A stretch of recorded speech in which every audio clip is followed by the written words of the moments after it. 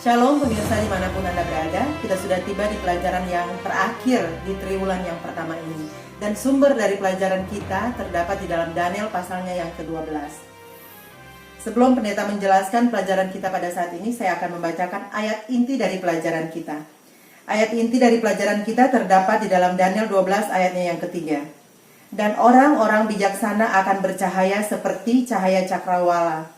Dan yang telah menuntun banyak orang kepada kebenaran seperti bintang-bintang, tetap untuk selama-lamanya. Mari kita tunduk kepala dan kita berdoa. Bapa di surga, pada saat ini ya Tuhan, kami siap untuk mendengarkan akan firman Tuhan melalui pelajaran dari buku Daniel pasalnya yang ke-12. Kami mau serahkan semuanya ke dalam tangan Tuhan, sehingga Tuhanlah yang berkarya di dalam kehidupan kami melalui pelajaran ini. Inilah seru doa kami Bapa, di dalam nama Tuhan Yesus kami berdoa. Amin. Silakan pendeta. Baik, pemirsa, pelajaran terakhir kita di triwulan pertama tahun 2020 judulnya adalah Dari Debu kepada Bintang-Bintang. Pemirsa, kalau kita ulas kembali ya dari awal pelajaran kita di kitab Daniel itu dimulai pada saat Raja Nebukadnezar menyerbu kerajaan Yehuda. Jadi di mana akhirnya orang-orang Yehuda ini ditawan ke Babel. Dan pada pelajaran kita yang terakhir ini, kitab Daniel diakhiri dengan munculnya atau berdirinya tokoh penting kitab Daniel, yaitu Mikael, untuk membebaskan bangsa Israel, untuk membebaskan umatnya dari Babel zaman akhir. Dan di dalam kitab Daniel juga kita bisa melihat bagaimana Daniel dengan ketiga sahabatnya, Hanaya, Misael, dan Azaria, begitu setia. Dan di dalam kitab Daniel juga kita bisa melihat bagaimana umat-umat Allah juga tetap setia dalam menghadapi penganiayaan ataupun kesengsaraan di zaman akhir. Walaupun memang ada beberapa orang yang mati atau dihukum mati, tetapi mereka akan dibangkitkan untuk mendapatkan hidup yang kekal, seperti yang dinyatakan di dalam ayat yang kedua di dalam Daniel pasal 12 ini. Ayat yang kedua kita baca. Daniel 12 ayatnya yang kedua. Dan banyak dari antara orang-orang yang telah tidur di dalam debu tanah akan bangun, sebagian untuk mendapat hidup yang kekal, sebagian untuk mengalami kehinaan dan kengerian yang kekal. Jadi itulah apa yang akan menjadi upah bagi orang-orang yang setia kepada Tuhan. Baik pemirsa, pelajaran kita pada minggu ini ada 5 tujuan pelajaran penting. Yang pertama adalah, apakah dua hal penting yang dilakukan Mikael, tokoh penting dalam kitab Daniel, pada waktu intervensinya? Lalu yang kedua, siapakah pengharapan kita supaya nama kita tertulis dalam kitab kehidupan di surga? Siapa pengharapan kita itu? Lalu yang ketiga, mengapa kita tidak perlu takut dalam menghadapi kematian? Dan yang keempat, apakah kitab Daniel akan dimeteraikan atau ditutup untuk selamanya? Dan yang terakhir, yang kelima, apakah yang kita lakukan di masa penantian ini setelah mendapatkan kebenaran melalui kitab Daniel? Baik pemirsa, kita akan masuk ke pelajaran yang pertama, judulnya Mikael, pemimpin besar kita. Mikael, pemimpin besar kita. Pemirsa, setiap pasal di dalam kitab Daniel selalu dimulai dengan menyebutkan penguasa, tapi umumnya adalah penguasa bangsa kafir. Tetapi di dalam Daniel pasal 12 ini dimulai juga memang dengan penguasa, tetapi penguasa yang lain, yaitu penguasa ilahi yang bangkit untuk membebaskan umat Allah dari tangan musuh-musuh mereka. Pemirsa, kalau kita baca di dalam Daniel pasal 10, Mikael, tokoh penting kitab Daniel, disebut dengan apa? Makhluk surgawi yang muncul sebagai wakil surgawi bagi umat Allah. Lalu di Daniel pasal 9, Mikael disebut sebagai seorang yang diurapi, yaitu seorang raja. Dan di dalam Daniel pasal 8, Mikael ini disebut dengan panglima bala tentara. Dan yang terakhir di Daniel pasal 7, Mikael ini disebut sebagai anak manusia. Pemirsa, perlu diketahui bahwa ada waktu intervensi, dalam tanda petik, ada waktu intervensi daripada Mikael. Dan periode waktunya itu sudah disebut di Daniel pasal 11 ayat 40 sampai ayat 45 yang minggu lalu. Yaitu saat jatuhnya kepausan, yaitu tahun 1798 sampai Di Daniel 12 ayat itu sampai apa? Kebangkitan di akhir zaman. Dan kalau kita melihat dari intervensi daripada Mikael ini ada dua aspek pentingnya. Yang pertama yaitu kalau kita baca di dalam Daniel 12 ayat 1. Daniel 12 ayat 1. Pada waktu itu juga akan muncul Mikael, pemimpin besar itu, yang akan mendampingi anak-anak bangsamu. Dan akan ada suatu waktu kesesakan yang besar, seperti yang belum pernah terjadi sejak ada bangsa-bangsa sampai pada waktu itu. Tetapi pada waktu itu bangsamu akan terluput, yakni barang siapa yang didapati namanya tertulis dalam kitab itu. Baik, pemirsa, di situ tadi di awal ada kata muncul. Nah, yang pertama kata muncul ini berarti Mikael akan bertindak sebagai pemimpin militer dalam tanda petik. Ya, bukan sebagai jenderal perang begitu, tapi dia sebagai pemimpin militer yang melindungi umatnya dan memimpin mereka secara khusus selama tahapan-tahapan akhir daripada pertentangan besar atau kesusahan besar tersebut. Lalu aspek yang kedua dari kata muncul ini berarti Mikael akan bertindak sebagai pembela di pengadilan surgawi. Nah, kita ingat tadi di Daniel pasal 7 disebut sebagai anak manusia. Jadi Daniel sebagai anak manusia, ia akan datang kepada yang lanjut usia untuk mewakili umat Allah selama pengadilan apa? Investigasi atau pengadilan pra-advent, pengadilan sebelum kedatangan Yesus yang kedua kali. Saudara bisa baca itu di Daniel 7 ayat 9 sampai ayatnya yang ke-14. Jadi saudara, dengan demikian Mikael, pemimpin besar kita ini akan muncul, akan berdiri dengan kekuatan untuk mengalahkan musuh-musuh Allah. Dan dengan otoritasnya, dia akan mewakili umat Allah di pengadilan surga. Jadi pemirsa, pelajaran penting yang pertama itu, apakah dua hal penting yang dilakukan Mikael pada waktu intervensinya?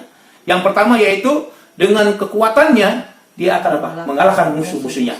Lalu yang kedua, dia akan mewakili umat Allah di pengadilan surga. Pelajaran yang kedua judulnya tertulis dalam kitab. Ya, tertulis dalam kitab. Tadi sudah dibacakan Daniel pasal 12 ayat 1. Kalau pelajaran pertama tadi dibahas tentang kata muncul. Nah, di pelajaran yang kedua ini ada kalimat di situ, waktu kesesakan yang belum pernah terjadi sebelumnya. Dan ini saudara sesuai dengan waktu ketika roh Allah ditarik, di mana apa? Banyak manusia yang memberontak. Dan kalau kita hubungkan dengan buku Wahyu pasal 16 dan juga Wahyu pasal 18 ayat 20 sampai ayat 24, maka di waktu kesesakan itu ada 7 malapetaka terakhir, dan juga kuasa kegelapan dilepaskan di atas dunia. Lalu ada sebuah buku yang ditulis oleh hamba Tuhan. Judul bukunya itu adalah Alfa dan Omega, jilidnya yang ke-8, halaman 64. Di situ dibilang begini. Akhirnya iblis akan menjerumuskan penduduk bumi ke dalam suatu kesesakan besar.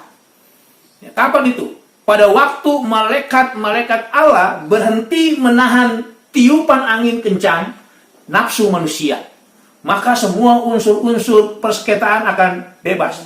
Seluruh dunia akan terlihat dalam kehancuran yang lebih besar daripada kehancuran yang datang kepada Yerusalem dahulu kala. Tetapi, saudara, pada waktu kesesakan besar itu, umat-umat Allah akan diselamatkan, akan dilindungi. Kenapa? Karena dalam pengadilan investigasi atau pengadilan pra-advent, mereka ini telah dibenarkan oleh Yesus, imam besar surgawi kita, dan nama-nama kita itu atau nama-nama umat Allah itu sudah ditulis di dalam kitab. Saudara, untuk memahami kitab tersebut, kita harus ingat bahwa Alkitab menyebutkan ada 2 jenis kitab yang ada di surgawi, di surga. Yang pertama kita bisa baca di dalam Keluaran pasal 32 ayat 32, lalu Mazmur 69 ayatnya yang ke-29. Ya, kalau di buku Sekolah Sahabat disebut ayatnya 28, mungkin itu karena terjemahan bahasa Inggris ya. Jadi Mazmur 69 ayat 29, lalu Lukas pasal 10 ayat 20, Filipi pasal 4 ayat 3, dan juga Wahyu 17 ayat yang ke-8. Di situ kitab yang dimaksudkan adalah kitab kehidupan.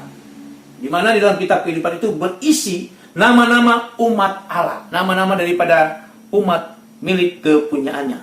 Lalu yang kedua, kitab apa? Nah, itu kalau kita baca di dalam Mazmur 56 ayat 8, Yesaya 65 ayat yang ke-6, dan juga Maleakhi pasal 3 ayatnya yang ke-16, di situ disebut ada kitab catatan surgawi yang berisi catatan-catatan perbuatan manusia. Jadi apa yang kita lakukan saudara itu dicatat di dalam buku tersebut.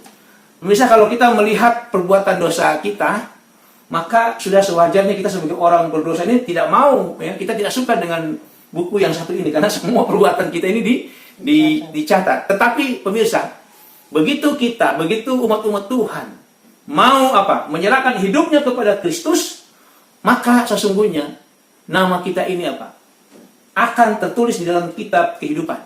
Dan perbuatan dosa kita ini akan dihapuskan pada saat penghakiman. Jadi waktu tadi ada pengadilan pra-advent, pengadilan sebelum Yesus datang yang kedua kali, yang disebut juga dengan pengadilan investigasi. Oleh karena kita sudah menyerahkan hidup kita kepada Yesus, artinya kita sudah mulai proses untuk hidup sesuai dengan kehendak Tuhan, maka dosa-dosa kita dihapuskan dari buku catatan itu di dalam penghakiman. Jadi pemirsa, kitab catatan surgawi ini memberikan bukti secara yudisial, secara hukum, bahwa kita adalah milik Yesus. Dan oleh karenanya kita memiliki hak untuk dilindungi selama masa kesesakan. Jadi pemirsa, pelajaran penting yang kedua yaitu siapakah pengharapan kita, supaya nama kita ini tetap ada di dalam buku kehidupan. Pengharapan kita, ya, supaya nama kita tertulis dalam kitab kehidupan dan dosa-dosa kita dihapuskan pada saat penghakiman. Siapa pengharapan kita? Yaitu siapa? Yesus, imam besar surgawi kita. Pelajaran yang ketiga judulnya kebangkitan. Pemirsa, kitab Daniel merupakan referensi, merupakan petunjuk paling eksplisit, paling jelas ataupun tegas di dalam perjanjian lama tentang kematian dan kebangkitan, ya. Kebangkitan. Kita bisa lihat yang pertama, kematian di dalam ayat yang kedua itu ditunjukkan oleh metafora tidur. Jadi kalau kita baca di ayat 2 itu ada disebut di situ orang-orang yang telah tidur di dalam debu tanah akan bangun. Kita bisa melihat bahwa orang-orang ini dikatakan tidur. Jadi orang mati ini tidur. Kalau orang tidur itu berarti orang itu tidak tahu apa-apa, ya. Orang itu tidak sadar sampai nanti dia bangun, sampai dia bangkit. Itu yang pertama. Lalu yang kedua, di ayat yang sama, ayat yang kedua dijelaskan di situ bahwa kematian pada saat waktu intervensi Mikael tidak lagi berpengaruh. Kenapa? Seperti apa yang dikatakan oleh Rasul Paulus di dalam 1 Korintus 15 ayat 54. Ya, kalau kita baca itu ada kutipannya dari ayat itu, dikatakan maut telah ditelan dalam kemenangan. Jadi ketika Kristus mematahkan rantai kematian dan bangkit dari kubur setelah dia disalib, dia memberikan pukulan fatal pada kematian. Jadi pada saat Mikael muncul di ayat 1 tadi, maka mereka yang menjadi miliknya akan bangkit, akan bangun dari debu tanah untuk bersinar seperti bintang-bintang untuk selama-lamanya. Jadi sebagai umat Allah, umat kepunyaan Allah, kita tidak perlu takut dengan kematian, karena ada pengharapan, ada penghiburan, ada janji kebangkitan daripada Tuhan kita Yesus Kristus. Sebagaimana yang dikatakan oleh Rasul Paulus di dalam Roma 8 ayat 18, Ibrani 2 ayat 14 dan 15. Jadi pelajaran penting yang ketiga, mengapa kita tidak perlu takut terhadap atau dalam menghadapi kematian? Mengapa? Karena Yesus Kristus Tuhan kita, Allah kita, telah bangkit dari kematian, dan oleh karena itu ada pengharapan, ada penghiburan, dan juga janji kebangkitan bagi setiap orang yang menjadi umat kepunyaan Allah. Pelajaran yang keempat judulnya kitab yang dimeteraikan. Kitab yang dimeteraikan. Mungkin di pelajaran sekolah sahabat, buku pelajaran sekolah sahabat menurut saya itu dia ada salah ketik, itu disebut kita, kurang B gitu. Karena dalam bahasa Inggrisnya judulnya adalah The Sealed Book. Jadi di situ kitab yang dimeteraikan. Pemirsa, kalau kita baca di Daniel 12 ayat 4, Ibu Pendeta boleh baca Daniel 12 ayat 4. Tetapi engkau, Daniel, sembunyikanlah segala firman itu dan meteraikanlah kitab itu sampai pada akhir zaman.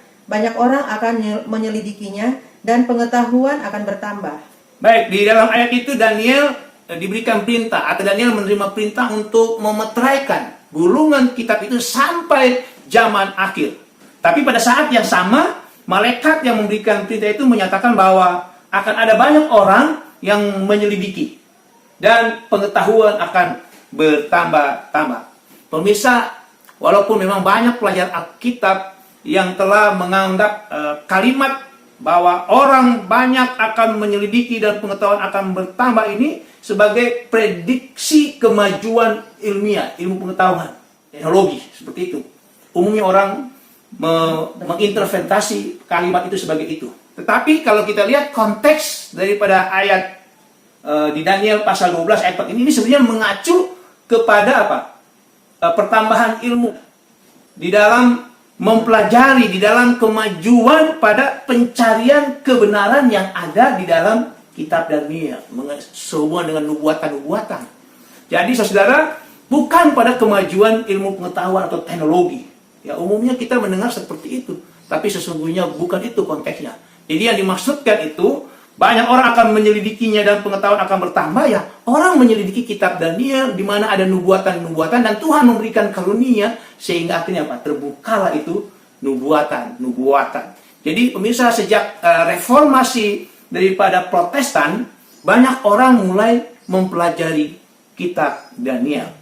Dan hamba Tuhan yang sama di dalam bukunya, buku Alfa dan Omega jilid 8, halaman 373 dan 374, di situ dikatakan sejak tahun 1798 kitab Daniel atau buku Daniel itu telah dibukakan.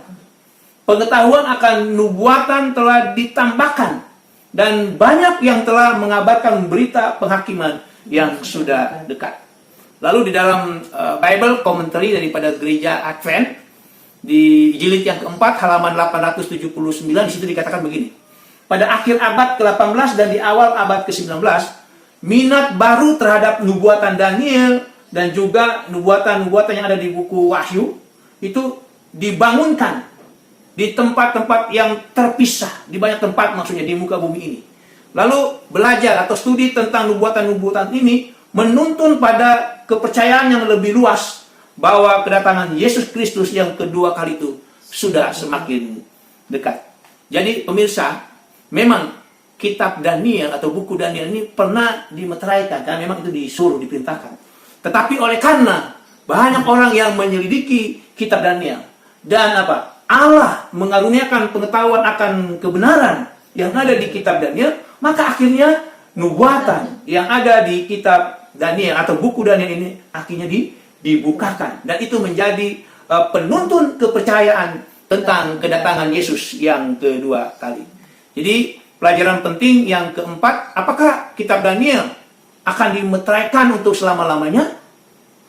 Kitab Daniel memang pernah dimeteraikan atau ditutup, tetapi oleh karena banyak orang yang menyelidiki, Allah mengaruniakan pengetahuan akan kebenaran yang ada di dalam kitab Daniel. Akhirnya kitab Daniel ini menjadi kitab yang terbuka untuk menuntun kita tentang kedatangan Yesus yang kedua kali. Pelajaran yang terakhir judulnya masa penantian. Baik pemirsa, jadi kalau kita baca di ayat 5 sampai ayat 13, maka adegan terakhir daripada kitab Daniel terjadi di sungai. Sebuah kata yang mengingatkan kita pada kitab Keluaran yang menunjukkan bahwa sama seperti Tuhan menebus bangsa Israel dari Mesir, maka Tuhan juga akan menebus umatnya di akhir zaman. Lalu kalau kita perhatikan dari ayat-ayat ini, Daniel 12 ayat 5 sampai ayat 13, ada 3 kerangka nubuatan yang diberikan. Yang pertama di ayat yang ke-7, ayat 7 kita baca. Ayatnya yang ke-7. Lalu kudengar orang yang berpakaian kain lenan yang ada di sebelah atas air sungai itu bersumpah demi Dia yang hidup kekal, sambil mengangkat tangan kanan dan tangan kirinya ke langit. 1 masa dan 2 masa dan setengah masa, dan setelah berakhir kuasa perusak bangsa yang kudus itu, maka segala hal ini akan digenapi. Baik, pemirsa, jadi yang pertama di sini ada waktu nubuatan, yaitu 1 masa, 2 masa, dan setengah masa. Ini adalah satu periode waktu yang sebenarnya sudah pernah kita pelajari di dalam Daniel 7 ayat yang ke-25. Atau nanti kalau kita belajar di buku Wahyu, kita bisa baca di Wahyu pasal 11 ayat 3, Wahyu 12 ayat 6, 14, dan juga Wahyu pasal 3 ayat yang ke-13 ayat yang ke-5. Dan pemirsa, periode waktu 1 masa, 2 masa, dan setengah masa ini adalah periode waktu yang sama dengan 1260 tahun, yaitu itulah masa daripada kejayaan, supremasi daripada kepausan. Dan itu berlangsung dari tahun 538 Tarik Masehi sampai 1798 Tarik Masehi. Yang kalau kita baca di Daniel pasal 11 ayat 32 sampai ayatnya yang ke-35 itu merujuk kepada apa? Masa di mana umat-umat Tuhan dianiaya. Lalu yang kedua kita bisa baca di 2 dan 3 ya. Kita bisa baca di ayat 11 dan ayatnya yang ke-12.